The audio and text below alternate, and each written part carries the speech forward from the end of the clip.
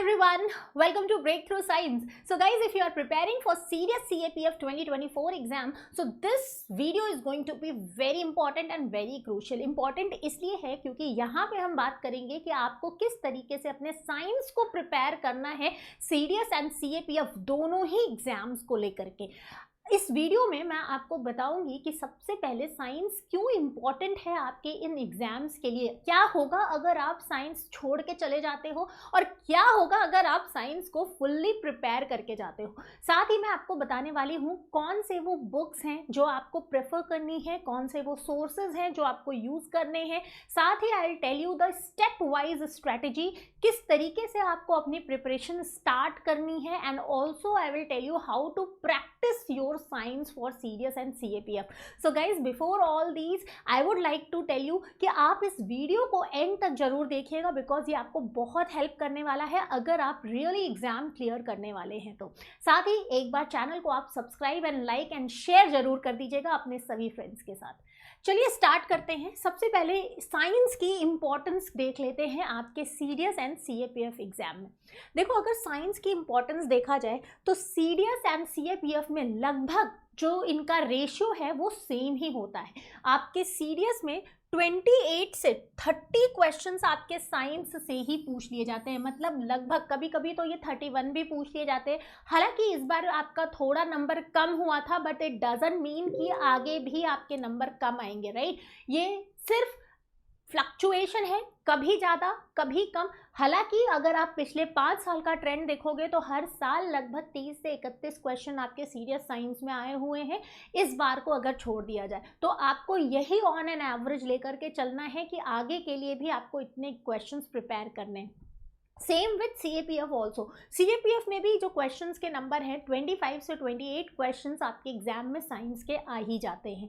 Guys, अगर आप science के क्वेश्चंस की बात करो तो ये जो क्वेश्चंस आते हैं ना, ये आपके डायरेक्ट NCERT से आ जाते हैं, राइट। अगर मैं यहाँ पे देखूँ तो दोनों ही एग्जाम में जो आपके क्वेश्चंस पूछे जाते हैं साइंस में वो डायरेक्ट NCERT से आते हैं।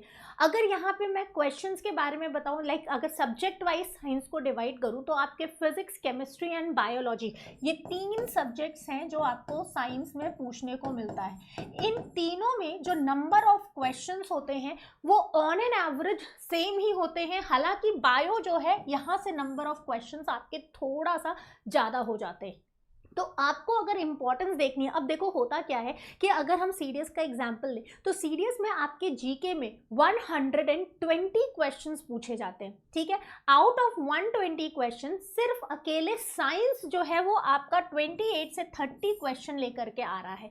अब आप ये इमेजिन करो कि अगर आपने साइंस के 28 से 30 क्वेश्चंस प्रिपेयर कर लिया तो आपका जो सेक्शनल कट ऑफ है वो तो साइंस ही क्लियर करा देगा। आप बहुत आराम से 25 से 26 मार्क्स GK में सिर्फ और सिर्फ साइंस से लेकर के आ सकते हो। Same with the CAPF also guys. तो साइंस को छोड़ के जाना बहुत बड़ी बेवकूफ़ी होगी, बिल्कुल भी साइंस को छोड़ के नहीं जाना है। दूसरा, ऐसा बिल्कुल नहीं है कि साइंस आपसे नहीं हो सकता है। अगर आपने थॉरली साइंस को प्रिपेयर किया है, देखो आपको थ्योरी पढ़ना है, कहाँ से क्या पढ़ना है वो मैं अभी थोड़ी देर में बताऊंगी। अगर एक बार आपने प्रिपेयर कर लिया तो साइंस के क्वेश्चन ही आपका कट ऑफ भी क्लियर करा सकते हैं बहुत आराम से। आगे मैं अगर आपसे बताऊं गाइस कि क्या वो बुक्स हैं, जो सोर्सेज हैं जो आपको साइंस के लिए यूज़ करना है for both the exam, CAPF के लिए भी और सीरियस के लिए भी, तो यहाँ पे आपको सबसे पहले जो बुक्स प्रेफर करनी है वो क्लास 9th और 10th की NCERT। हालांकि 6, 7, 8 की NCERT भी इम्पॉर्टेंट है, बट चूँकि अब इतना टाइम है नहीं कि आप इतनी सारी NCERT पढ़ पाओ, so I would like to tell you कि आप 9th और 10th की NCERT तो बहुत अच्छे से लाइन बाय लाइन रीड कर लो, राइट। इसके अलावा आपके क्लास 11th और 12th की NCERT भी इम्पॉर्टेंट है। आजकल क्वेश्चंस उससे ही, अभी जो इस बार का लेटेस्ट पैटर्न है उसमें 11th 12th की NCERT से क्वेश्चन आ रहे हैं। तो ऐसा नहीं है कि आपको 11th 12th की NCERT पूरी पढ़नी है, 9th 10th की मैं कहूँगी पूरी पढ़ना। 11th 12th में कुछ कुछ टॉपिक्स हैं जो आपको पढ़ के जाना है। जैसे अगर मैं आपको 11th-12th में केमिस्ट्री की बात करूं तो वहां पे आपको पॉलीमर वाला टॉपिक है जो अच्छे से पढ़ के जाना है। ऑर्गेनिक केमिस्ट्री आपको कंप्लीट करनी है। ऑर्गेनिक केमिस्ट्री में हाइड्रोकार्बन्स वाला जो पोर्शन है वो आपको बहुत अच्छे से पढ़ के जाना है। देन कुछ क्वेश्चंस आपकी इनऑर्गेनिक केमिस्ट्री से आ जा रहे हैं, तो ये कुछ पार्ट्स हैं जो आपको केमिस्ट्री में पढ़ के जाना है। न्यूमेरिकल वाले पोर्शन आपको नहीं करने हैं, जो 11th-12th में केमिस्ट्री के न्यूमेरिकल वाले हैं ना, वो सब आपको नहीं फोकस करना है। जो थ्योरेटिकल टॉपिक्स हैं जैसे ऑर्गेनिक केमिस्ट्री हो गया, बहुत इंपॉर्टेंट है 11th-12th का, वो आपको करके जाना है। सेम अगर मैं बायो की बात करूं तो बायोलॉजी में भी आपके लाइक इकोलॉजी वाला पोर्शन हो गया, देन आपका आरडीटी वाला जो पोर्शन है वो आ जाता है। उसके बाद स्ट्रक्चरल ऑर्गेनाइजेशन, प्लांट में एनाटॉमी, एनिमल्स की एनाटॉमी, इनसे क्वेश्चंस जो हैं ये नए टॉपिक्स हैं जो ऐड किए जा रहे हैं आपके 11th एंड 12th के एनसीईआरटी से। तो कुछ टॉपिक्स हैं जो आपको 11th-12th के पढ़ के जाने हैं और 9th-10th के तो सारे टॉपिक्स आपको कवर करने हैं। अच्छा, अब एनसीईआरटी में भी आपको क्या इंपॉर्टेंटली कवर करके जाना है, तो जो बॉक्सेस में दिए होते हैं, जैसे आपने केमिस्ट्री की एनसीईआरटी देखी होगी, बायो की एनसीईआरटी देखी होगी, वहाँ पे आपको बॉक्सेस में भी कुछ कुछ इन्फॉर्मेशंस लिखे होते हैं हर चैप्टर्स में। कोशिश करना कि वो मिस ना हो आपसे, बॉक्सेस वाले इन्फॉर्मेशन जरूर करिएगा।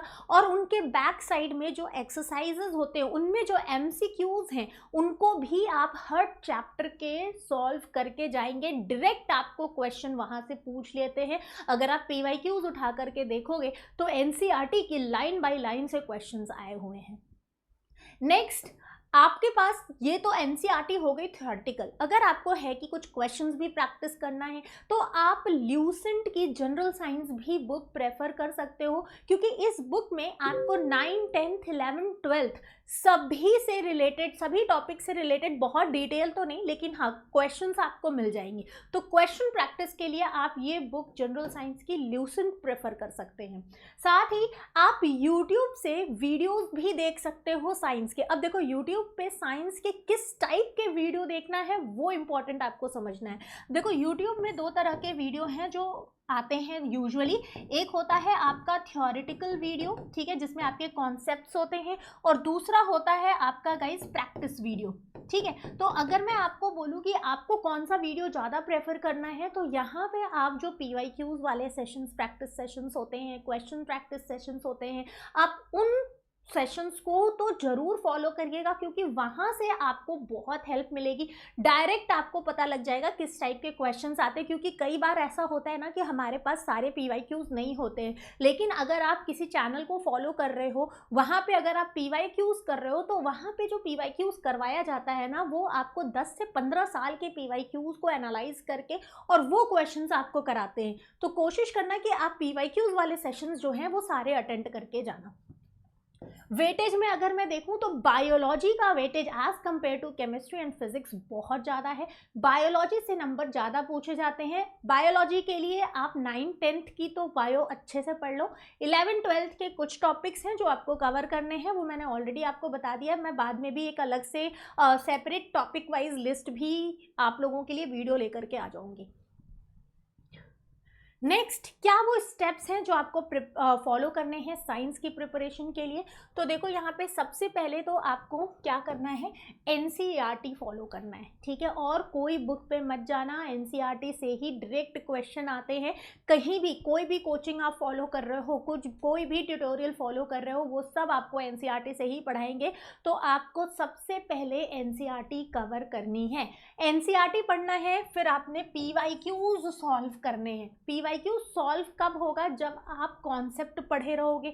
पीवाईक्यूज से आपको आइडिया लग जाएगा कि भाई कौन से वो टॉपिक्स हैं जो आपको नहीं आते हैं और कौन से वो टॉपिक्स हैं जो इम्पॉर्टेंट हैं और हर साल रिपीट किए जा रहे हैं। तो वहाँ से आप अपने टॉपिक्स को, इम्पॉर्टेंट टॉपिक्स को आइडेंटिफाई कीजिए। उसके बाद आप अपना प्रॉपर नोट्स प्रिपेयर कीजिए। अब ये जो नोट्स है, इसको it's not like a history type of लिखते जाइए।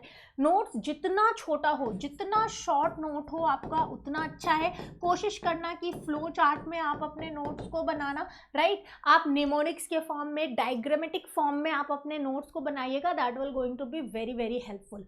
राइट तो ये वो स्टेप्स हैं जो आपको प्रिपरेशन में फॉलो करने हैं। आपके पास एनसीईआरटी की बुक होनी चाहिए, साथ ही आपके पास प्रीवियस ईयर क्वेश्चंस होना चाहिए। अगर ये दोनों हैं तो आप फटाफट अपने टॉपिक्स को आइडेंटिफाई करिए, नोट्स बनाना स्टार्ट करिए और अपनी प्रैक्टिस शुरू कर दीजिए। अब प्रैक्टिस कहाँ से करें, प्रैक्टिस कैसे करें, तो उसके लिए आपको करना क्या है कि आप एक तो PYQs के क्वेश्चंस प्रैक्टिस करो, ये तो आपको करना ही करना है हर हाल में, मतलब बिना PYQ किए तो आपको जाना ही नहीं है। तो PYQs तो आपको प्रैक्टिस करना ही है, उसके साथ आपको मॉक टेस्ट भी देते रहना है। मॉक टेस्ट एक आपके एग्जाम का ना ब्लूप्रिंट होता है।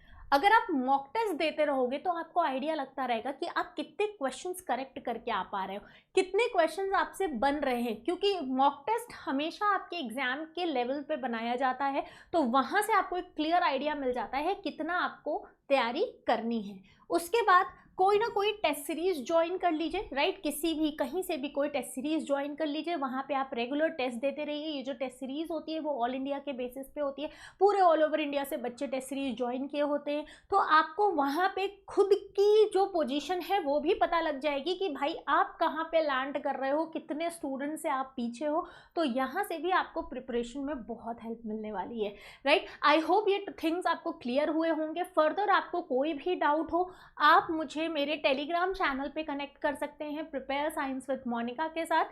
यहाँ से आपको जो भी डाउट्स होंगे, जो भी मेरे सेशंस होते हैं, उनके लिंक्स आपको अवेलेबल हो जाएंगे। So with this, thank you and all the best.